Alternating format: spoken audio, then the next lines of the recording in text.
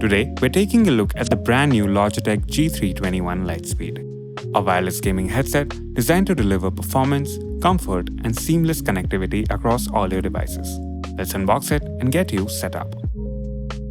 In the box, you'll find the LIGHTSPEED USB receiver, a USB-C to USB-A charging cable, the G321 headset, and the user documentation. Now, let's take a look at the physical overview of the G321. On the left ear cup, you'll find the LED indicator, the power switch, the Bluetooth button, volume rocker button, the USB-C charging port, and the microphone, which you can flip up to mute and down to unmute. Now, let's take a look at the two ways to set up your G321. The first method is to use LIGHTSPEED. Plug the included LIGHTSPEED receiver into a USB port on your device.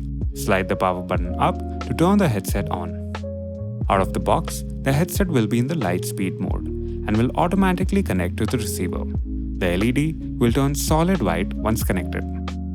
The next method is via Bluetooth. Slide the power button up to turn the headset on. Out of the box, the headset is in LIGHTSPEED mode. To switch to Bluetooth mode, press and hold the Bluetooth button for 3 seconds and the LED indicator will start rapidly blinking in white, indicating that it's ready to pair. On your device, go to Bluetooth settings, add a new device, then select the Logitech G321 and connect. The LED will turn solid white once connected.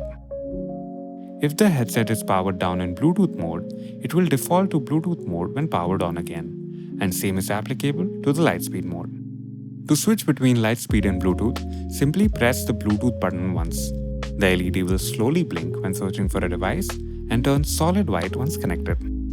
To power off your Logitech G321, simply slide the power switch down. And that's it.